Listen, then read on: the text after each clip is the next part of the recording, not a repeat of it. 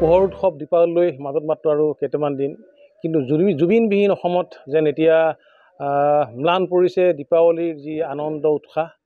তাৰ মাজতো বহু দুখৰ মাজতো আচলতে এইসকল মৃৎশিল্পীয়ে তেওঁলোকৰ যি পৰম্পৰা অক্ষুণ্ণ ৰাখি এইবিলো প্ৰতি বছৰৰ দৰে এই বছৰো তেওঁলোকে নিৰ্মাণ কৰি উলিয়াইছে যি দীপাৱলী পোহৰ উৎসৱত ব্যৱহৃত বিভিন্ন ধৰণৰ মাটি চাকি, ধূনামলা, যেনেধৰণৰ ঘট, এনেধৰণৰ বিভিন্ন সা সামগ্ৰী তেওঁলোকে পৰম্পৰা অক্ষুণ্ণ ৰাখি আচলতে তেওঁলোকে নিৰ্মাণ কৰিছে। যদিও ৰাইজৰ মনত যিহেতু কোনো ধৰণৰ আনন্দ উল্লাস নাই, যিহেতু যিগৰাকী হিয়াৰ আমঠু জুবিন গাৰ্গ আমাৰ মাজত নাই, কিন্তু এতিয়াও যি ৰাইজৰ মাজত তেনেধৰণৰ কোনো ধৰণৰ আনন্দ উল্লাস পৰিলক্ষিত হোৱা নাই। তাৰপিছতো এনেধৰণে যি ইয়াৰ মৃৎশিল্পীসকলে এনেধৰণে তেওঁলোকে তাৰ মাজতো দুখৰ মাজতো তেওঁলোকে নিজৰ যি পৰম্পৰা ধৰি ৰাখিবলৈ চেষ্টা কৰিছে। আৰু মই বৰ্তমান উপস্থিত আছোঁ যি ঢেকীয়াজুলিৰ আলিচিঙাত, আৰু এই আলিচিঙাত বিগত বছৰসমূহৰ দৰে এই বছৰো মৃৎশিল্পী সকলে এনেধৰণে তেওঁলোকে বহু সামগ্ৰী পূজাৰ দীপাৱলীত ব্যৱহৃত হোৱা সা সামগ্ৰী তেওঁলোকে নিৰ্মাণ কৰি উলিয়াইছে। আৰু প্ৰায় 80-90 হাজাৰ তেওঁলোকে যি মাটিৰ চাকি ইতিমধ্যে তৈয়াৰ কৰি বজাৰত মুকলি কৰি দিবলৈ তেওঁলোকে ইতিমধ্যে প্ৰায় সাজু কৰি ৰাখিছে। আৰু এনেধৰণে বহু ঘট টেকেলি ধূনামলা এতিয়াও তেওঁলোকে এনেধৰণে ৰ'দত শুকুৱাইছে। আৰু এই দৃশ্য হৈছে যি ঢেকীয়াজুলিৰ আলিচিঙাৰ দৃশ্য। আৰু মই ভিতৰৰ ভাগৰ মই দৃশ্য দেখুৱাবলৈ বিচাৰি মোৰ সহযোগী বিপুলে দেখুৱাব সমগ্ৰ দৃশ্য। আচলতে এনেধৰণে এতিয়া এই যি মৃৎশিল্পীসকলে দুখৰ মাজতো তেওঁলোকে তেওঁলোকৰ পৰম্পৰা অক্ষুণ্ণ ৰাখি দীপাৱলীৰ বাবে এনেধৰণে বিভিন্ন সা সামগ্ৰী দীপাৱলীত ব্যৱহৃত হোৱা সা সামগ্ৰী তেওঁলোকে তৈয়াৰ কৰি উলিয়াইছে। মই দেখুৱাইছোঁ এয়া আচলতে যি মাটিৰ চাকি, যি দীপাৱলীত পোহৰ উৎসৱ দীপাৱলীত আচলতে যি ব্যৱহৃত হোৱা মাটিৰ চাকি এনেধৰণে তেওঁলোকে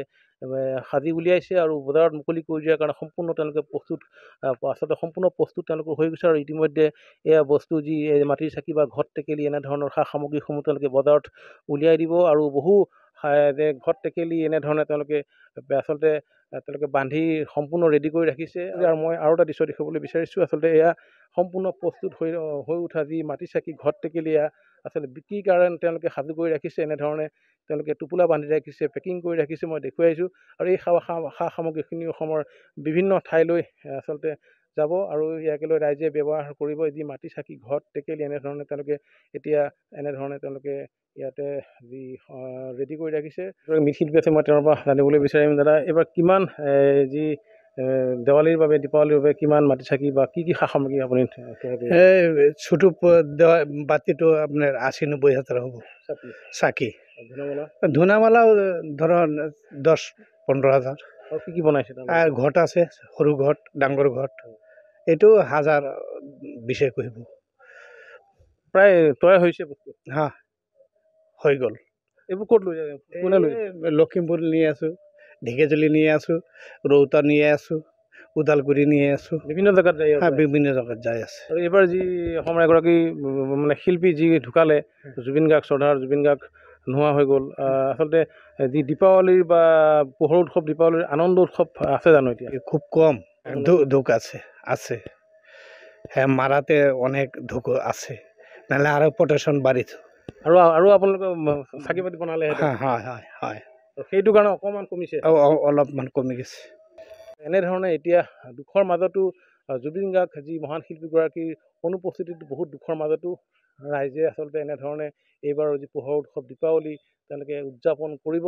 আৰু তাৰ সমান্তৰালভাৱে এনেধৰণেও এতিয়া মৃৎশিল্পীসকলে তেওঁলোকৰ নিজৰ পৰম্পৰা অক্ষুণ্ণ ৰাখি দুখৰ মাজতো তেওঁলোকে এনেধৰণে তেওঁলোকে যি তেওঁলোকৰ যি শিল্প সেই শিল্প তেওঁলোকে জীয়াই ৰাখিছে।